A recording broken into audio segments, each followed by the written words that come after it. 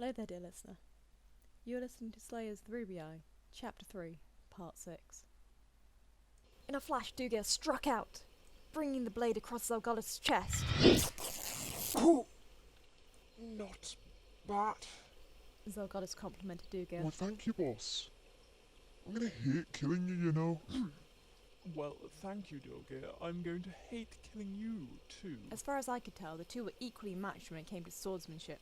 However, being as good as Zelgoddess wasn't going to be enough for Dilgir. After all, if it came down to life or death, Zelgoddess could always go back to using magic. As to my personal opinion, I really didn't care who won. Either way, I was going to be somebody's hostage.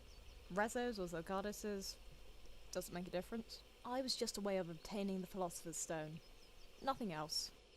So I wasn't feeling particularly loyal to either side. Can one of you please just die already? As the two circled each other, I considered taking the opportunity to run, but quickly dismissed this idea. Zelgoddess seemed too observant for that. He would handily send a flurry of fireballs my way as a parting gift.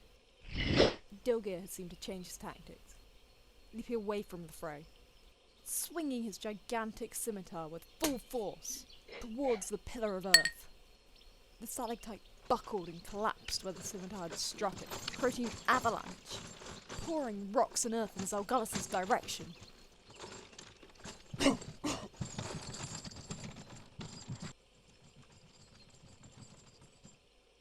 Well, magic doesn't last forever. Neither do things created by magic. Things created by magic lose stability the longer they're there. So these stalagmites were all but ready to... A chain reaction occurred as the stalactites began to lose structural integrity and crumble. Fuck! Gasped as I hustled to get out of the way of the falling pillars. Why am I always in the wrong place at the wrong time? Dugia laughed, moving from column to column, helping them along. Zelgoddess' relatively small form was quickly swallowed up by the dust storm and was lost from view. Dilgir charged in after him.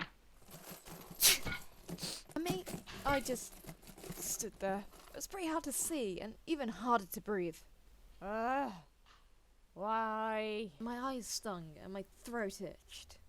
Finally, the cloud began to settle and both combatants reappeared. Dilgir's plan to blind his opponents may have looked impressive, even spectacular, but it hadn't been properly thought out. He hadn't taken into account that the dust would blind him, too. Oh, what a spectacular stunt, Dilgir. I am in awe. Said Zelgoddess, feigning adulations. In awe of how you could be so dumb. And when I had just started to respect you. I take back what I said earlier, boss. I can't wait to shut up that mouth of yours. Dilgir screamed, renewing his anger. And for a second, a trace of a smile appeared on Zelgoddess' lips. The two ran at each other with tremendous force. Suddenly, I understood the smile. Before, when it looked like Zelgoddess was merely evading Dilgir's blows, he had managed to kick a small number of rocks in Dilgir's direction whilst his lower body was still concealed in the clouds. Of course, it wasn't enough to bring Dilgir down, but it was probably enough to knock him off balance. Was that all Zelgoddess needed?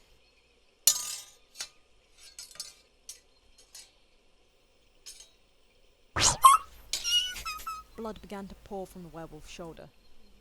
What's wrong? I thought you were trying to kill me, but you're just standing there bleeding. Oh, I'll still kill you yet, boss. 'Tis but a scratch. The blood surging between his fingers began to pour, then trickle, then stop. He removed his hand to reveal a small wound which was closing itself up, the flesh knitting itself back together before our eyes. The look on Zel's face said he hadn't been counting on this. There's some perks to being a stupid half-breed, boss. Or did you forget that I'm half wolf and half troll? And if you keep your word about not using magic, there's no way you can defeat me with that sword. Oh aye, you're good, but you're not good enough to take my head. He was right. Maybe he wasn't that dumb after all. But he is hedging his bets on honesty, which is a losing game if you ask me. It would seem that you're right, for once in your life. I did forget that. He sounded unconcerned. Slid into the tool guard fighting stance. This time, Zelgadis took the initiative. He stepped forward, pulling his sword up into high guard, seeming to have a crack at decapitating the werewolf. This isn't gonna end well. His change in stance left his abdomen exposed, and Dilgear wasn't gonna miss this opportunity. He brought his scimitar on in a graceful arc. I felt my body tense as I expected a spray of blood and viscera. But none came.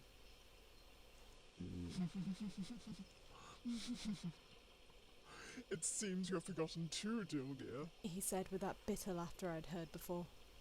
I am 1/3 golem, if you recall. If you wish to defeat my sword, it would have to be the Sword of Light. It looks like we're in a stalemate. The werewolf's jaw dropped.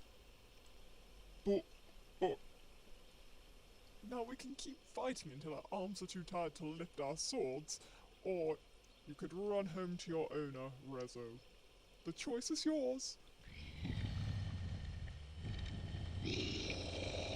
I won't forget this.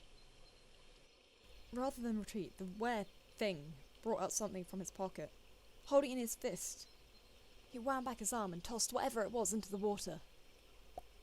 And that was it. He turned tail and fled back into the trees. Zelgadis watched him go.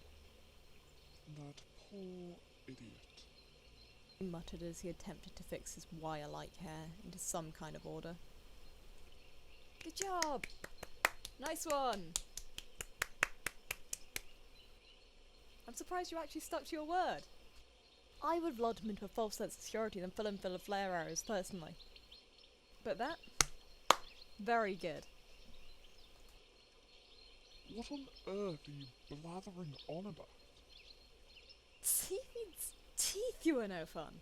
I congratulate you on winning a fight and you stand there looking like I just drowned a bag of kittens. I am trying to be nice. Oh, I see. He said coldly. He turned from me and walked towards the edge of the stream, over the rubble and detritus of the fallen pillars. Wait, what are you doing? He knelt down by the water's edge. Getting a drink, obviously.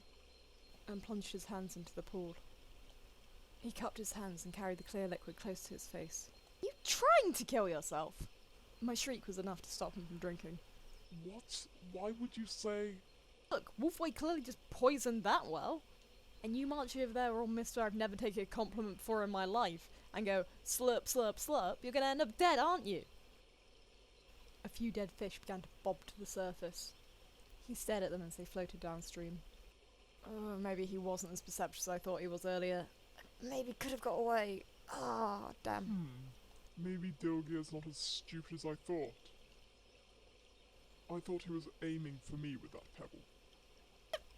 You just fought that guy, you know his aim's not that bad. Okay, so what's our plan from getting away from Rezo? He clearly knows where we are. Do you have like a secret hideout somewhere? There is no plan. You're kidding, right? Zelgadis stared at me stone-faced. Oh god, you're not kidding. Why am I not surprised? Okay. I'll continue with my plans, and you can come along with me instead then. I began walking in the direction of Atlas City. If I could find Gowry, then that would change the situation, at least a little bit. If I could do anything to bring the odds at least a tiny bit more into my favour, I would do. Wait, you can't just walk away from... Are you listening to me? Ah, so it just started off as an innocent treasure hunt. Why did it become such an ugly mess? And there are so many people to keep track of. When it was me and... never mind. I need to forget about her. Anyway, positives, positives. Soon I'll be back at full strength and I'll be able to dole out my retribution. And for now all I need to do is put one foot in front of the other and keep moving forward. Both literally and metaphorically.